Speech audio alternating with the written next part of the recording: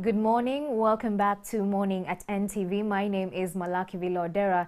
Now, on the solution segment, we'll be carrying on that conversation that Andrew Chamagero had with some of the dancers and the dance trainer, of course, in the dance studio with regards to how dancing, dance therapy aids in the healing process of patients of mental health. And in studios, I'm joined by Dr. Nyende Paul, who is a psychologist, who will, give us tips on how to best handle our patients at home.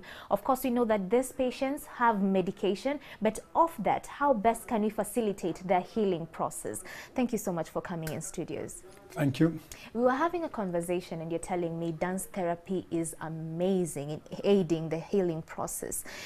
Let us in on that, because someone will be thinking, it's just dance. How does it relate to mental health and the healing process?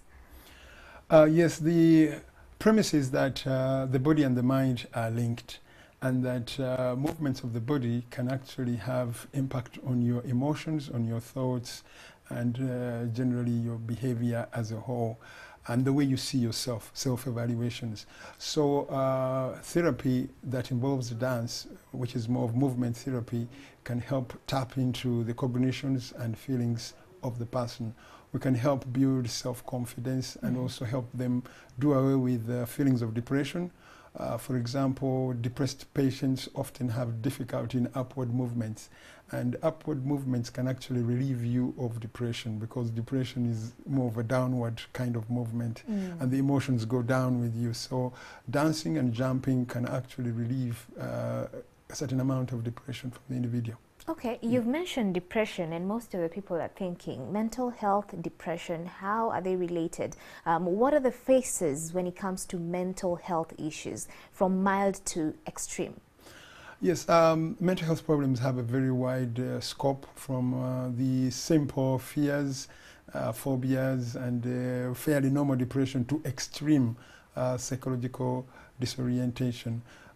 Depression, all of us go through depression on a regular basis, depending on our experiences, but there are people who go through severe depression that is clinical and require intervention. So the problems vary in terms of severity, and there's a need for us to identify the signs and symptoms beforehand so that we can intervene before things go worse. Okay, so when you talk of signs and symptoms, I have a friend or my child or a spouse, just a family relative who I think has been acting weird, and maybe they were not like that before. So when you talk of signs and symptoms with the mild signs, what should we be looking out for? If behavior is unusual, there's a change in the way the person relates to others. Behavior may also show that the person is going through distress, personal distress. A person may withdraw completely from the day-to-day routine and family experience. They may become hostile and aggressive. Hostile and aggressive? Yes, if they are frustrated.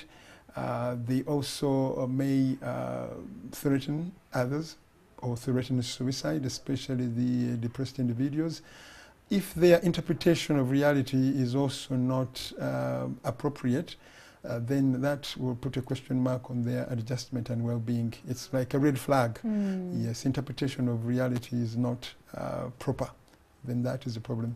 So when you say that people have anger issues, there's more to it. Yeah. Anger management is an important skill, and many people lack that skill.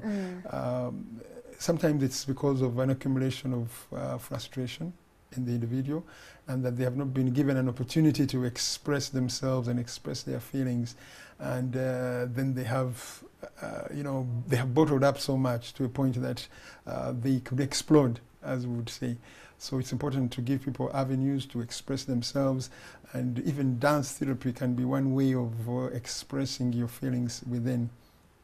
Wow, wow. Okay, so if you know someone who has anger issues, there's more to it. So meaning that we need to, because life has many pressures that come with it. Sure. So if you're a person who you feel that of late maybe you've been under so much pressure, you'd advise for someone to go for, therapies that would help them express what they feel better, like dance therapy. What other options do we have? Well, yes, dance therapy is one of those, but play therapy can be very useful for children because children find it difficult to express themselves verbally, and they may not have the confidence to talk to an adult, and they may also lack communication, skills. So generally, if you can engage them in play activity, you might be able to get them express their feelings through that activity. But also it creates a rapport between you and them, and over time they can build the confidence to share. But also, I think creating a supportive, conducive environment in the home whereby you are empathic, caring, and understanding, such that people don't have worries to open up to you. Observation of behavior is also very important. And then you can tailor our environment to the needs of the person. Sometimes the frustrations are within the environment itself or the decisions that are made by those who care for you or those you live with. So if they can make changes, then the changes they make will actually impact your well-being. Just give us an example, because when you're having a discussion, you're telling me that even for adolescent children, most of them, it's not just rebellion. There's more to it. Maybe they're pointing out to a bigger issue that maybe we're not seeing. Just break it down for us. Yes, if you're looking at adolescents, their behavior might be just seen as the adolescent rebellion, and yet there could be some underlying problems. Sometimes it's the undercurrents in the family that have not been dealt with. Sometimes it's drug-related issues because they are exploring their world, and probably because of the emotional turmoil of adolescence, drugs can be an escape route for them. And parents may miss that and think it's just basically adolescent rebellion. Their withdrawal from family activity and hostility, starting arguments and fights, there could be underlying problems. So we need not ignore those and work with them. They could start slowly, but eventually develop into serious mental health issues. So we cannot kind of trivialize them as the adolescent rebellion. We need to deal with the environment and be open and supportive towards them. But how do you start talking to an adolescent child who has seemingly been, very rebellious? How do you start that conversation? Because I know most of them even don't want to see their parents. Even having a discussion, they're like, keep off. So how do you start helping them as a parent? I think the background to that is that we tend to have a fear of adolescents as adults, and all parents are very wary of adolescents. So as children tend towards adolescence, we begin to panic. And sometimes we tend to be very firm-handed and very tough because we are preparing for this tough phase of life. We are expecting turmoil. So we might be the trigger of the problem. They may be reacting to our firm-handedness. And if we continue to maintain friendship and be open and accepting to them, listen to them, there will be no need for them to rebel against you. So sometimes the trigger comes from the parent himself or herself. But so we need to also come down our high horses, because many times you hear parents saying, I can't do this, I can't come down to the level of the adolescent. I think coming down and accepting the person as he is one way of getting to them. Okay, one way of getting to them. But what are these other options? Because if you're talking to a parent who has a rebellious child, a rebellious adolescent, but for them, they've tried all they can to be friends to them. But for them, they're seeing the red flags. Maybe this could be pointing out to a bigger issue that my child has. What would be the solution? What would be the first step, ideally, that they should take? I think giving them a bit of space is very important, because children at that stage are trying to break away from parental authority. And most parents don't want to let go. They don't see how they can let go, because I'm in charge, you're my child, I'm the boss. That's where the bigger battle is, letting go and giving a bit of space. When you do that, it will actually pay handsome dividends later. They will drift a little bit away from you. You also need to understand that their peers at that stage more important to them than you are. And it is very annoying, because you are the one paying everything for them, but then you don't seem to be center stage anymore. Very frustrating. But if you accept that and realize that they need to interact with others, encourage them to come along with their peers home Oh. and give them a sense of a bit of freedom. They will see you as a partner and not an enemy. Because I know some parents even have curfews for their Yes. children when they are off school. Of course, just a few weeks ago, they were home with us, Yes. you know, over the holidays. So when you say giving them space, does it also mean letting go of the curfews? I think we have to have rules that govern behavior at home. We have Yes. limits, but we have to give them freedom within those limits. Okay. Yes. It doesn't mean to say that they should be let out at night because it's not safe. They should come back before nightfall. But then within the family environment, there should be a certain amount of freedom, their space to have their room, be private, do not be so intrusive in everything that they do. If they choose to go to their room, give them that space. Okay. If they choose to watch certain programs, unless the programs are really, you know, X-rated, let them feel free. Do not fight them over the television, over Yeah. the programs. Yes, it might set up a war and open a new can of worms. I Yes. can imagine that. You're also saying that communication is key, Yeah. especially for adolescents. And you're saying many parents just want to talk Yeah. endlessly. But with communication, you're pointing out to the importance of listening to Yeah. them. I think it is very, very important to listen. All of us want to be listened to. And I think if we had a boss, a workmate who doesn't listen to us, we get very frustrated. Right. The same thing with our children. You give them that ear, they'll actually interpret it as friendship. And you won't have major challenges with them. Yes. You're telling me that early detection is key. So over and above that, over and above trying to mitigate and maybe handle the rebellious, you know, tendencies of these children, what are the things should we be looking out for that will point out to maybe further intervention of a specialist? Yes, sometimes the behaviors may be beyond ordinary mischief. Children can be mischievous, adolescents are, but if it goes beyond ordinary mischief in terms of harming others, in terms of getting into trouble with the law, in terms of serious resistance to advice and authority, then I think you need to probably consult an expert. There are problems that we as family members may not be able to tackle, and we need to consult and talk to a specialist or take the child for therapy. Then we can, you know, have a better intervention approach. And for younger children who cannot express themselves at 100%, what should parents be looking out for in terms of signs and symptoms? If you did observe the behavior of children, you can be able to pick the changes. Changes in behavior, it might be that they are angry, they are withdrawn, they're not getting engaged in play activity like they used to, or if they are, then they are really hostile towards other children. Okay, so it's just the same channel of mannerisms. Yes, change in their behaviors. And then you can know that there is a problem that I need to pay attention to. All right. Yes. So at what point do you involve a therapist? I think often we say the earlier the better. I Okay. think the therapist will advise you as a parent. Sometimes the problem is not with the child, but is with the parent yourself. Yes. And you have a feeling it's the child who needs therapy, but the therapist will make an assessment and realize that the parent needs some education in terms of parenting. Sometimes we are a little too hard. Sometimes we kind of inflict harm on children, psychological harm, and yet we are not aware. Yeah. Yes. So we were talking of prevention measures, and you pointed out to the importance of nutrition yes. for all of us, just to prevent getting to that phase whereby we are now, you know, put as mental health patients. How does nutrition help in this whole thing? I think nutrition is essential for the brain as well.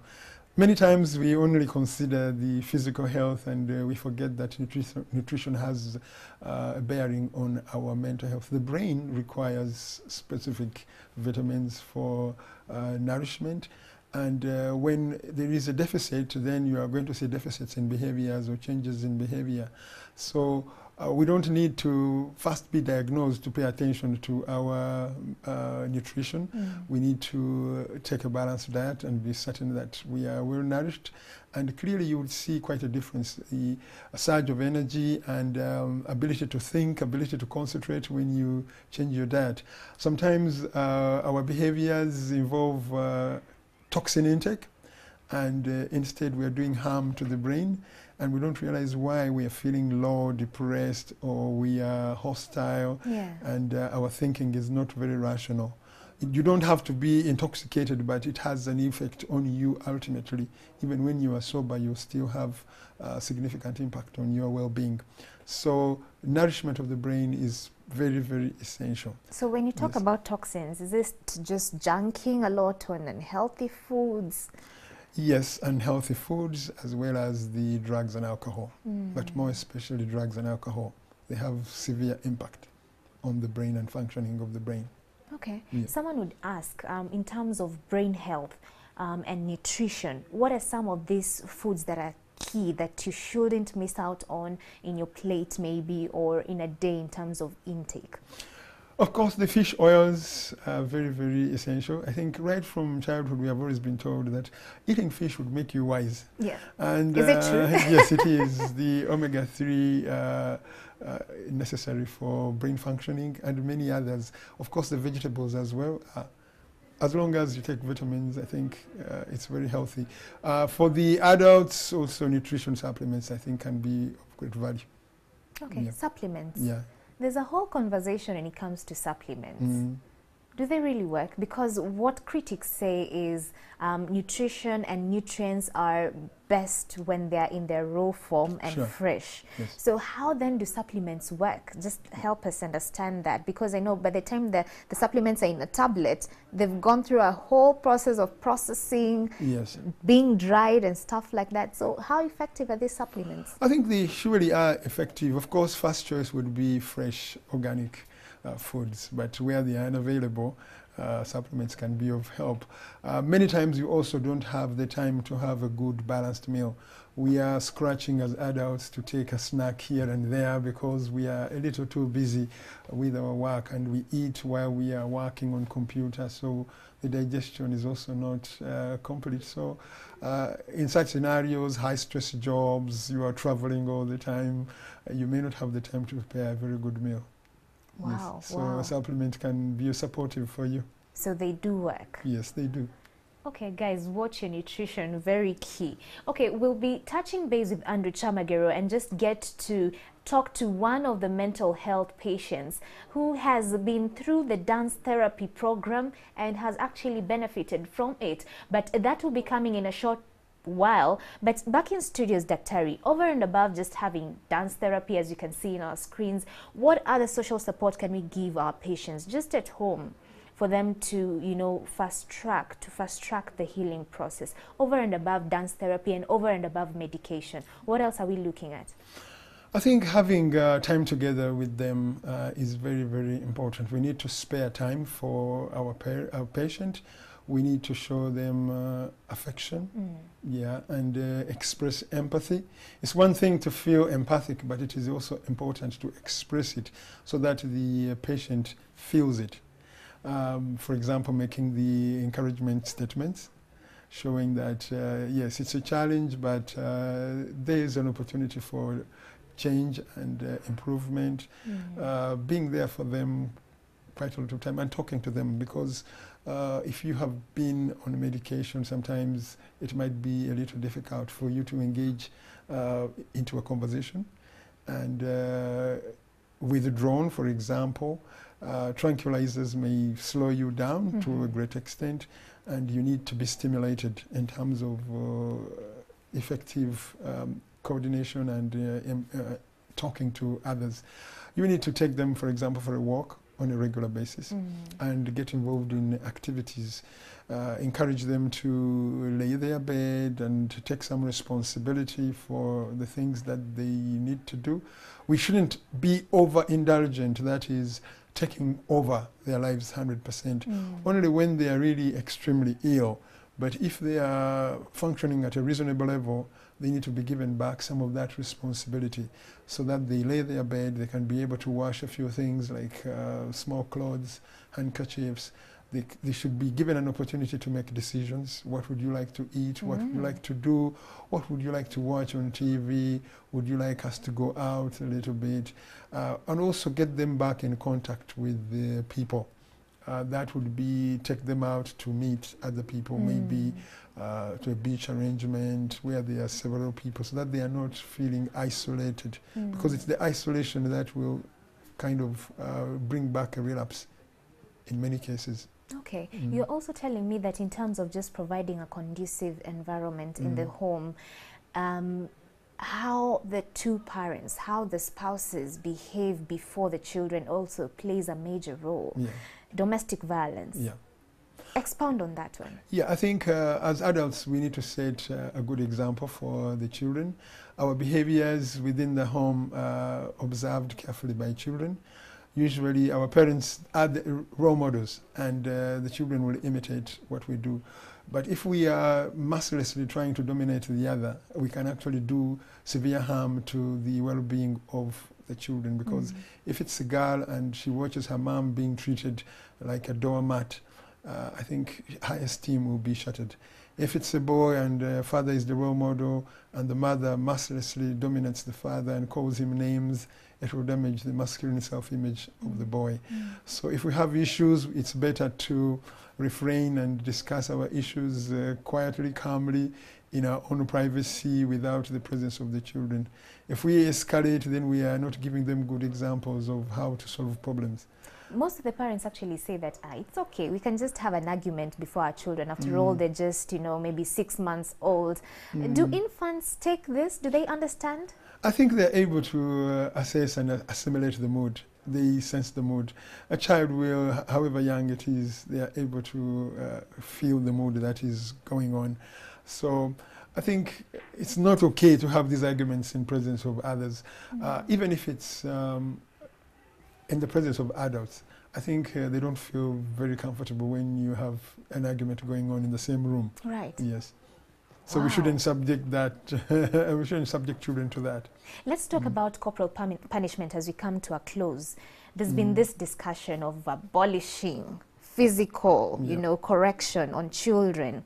What's your take on this, and how far is too far in terms of spanking your children? Yes, I think it's been a traditional approach in terms of training children in Africa, but I think it has its own negative effects on the child.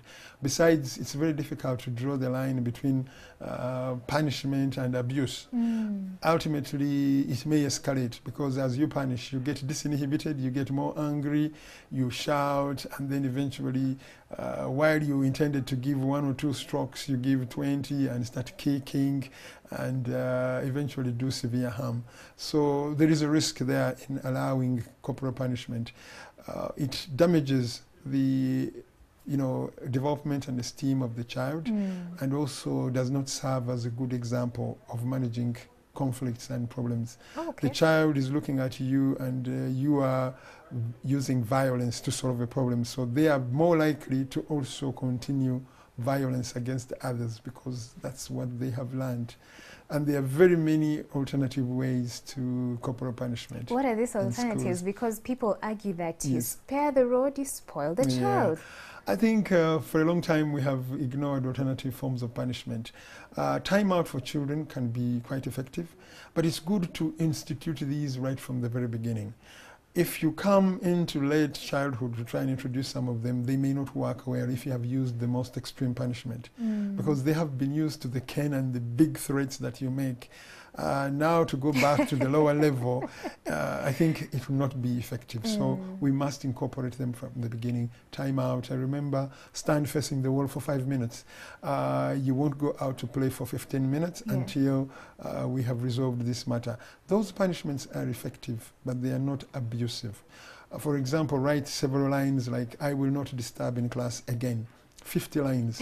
The punishment has value in that it helps you to write. if the handwriting is poor, you are asked to rewrite the 50 lines. So in a way, you are adding value, teaching them perseverance, teaching them how to write well. And at the end of it all, you have to do this within break time. So you miss to play. Yeah. So that's the punishment. It hurts, but it's not cruel. Hey, Daktari. Okay, all right. But when you're saying that it has to be introduced at the onset, Yes. for a parent who wants to now, reform and take up these other options of, punishing their children, from spanking or corporal punishment to timeouts and stuff like that, how best should they introduce this such that at the end of the day it's also effective? Yeah. I think it's a little more challenging for a parent who initially started with the cane, but that means that they need to do a lot more of the talking. For punishment to be effective, it must go along with the cognitive strategies, like you educate the person, talk about the problem, and show them alternative ways of having dealt with the issue. If it were violence and a child has been violent towards another, spanking them simply makes matters worse. You're actually encouraging further violence, and it's not the solution. But sitting down and talking to them about how wrong it is and what are the alternative ways, it will be better that way as you introduce the new punishment. Okay. Yes. So communication, communication, communication. Very much so. Thank you so much, Dr. Nyende Paul, psychologist, for coming in studios, giving us all the solutions we need. So You're welcome. In case you have a mental health patient, now you know how to handle them best and how to facilitate and fast track their healing process. That has been it for Morning at NTV on Solutions segment. We still continue. Keep it here. Take Note is up next.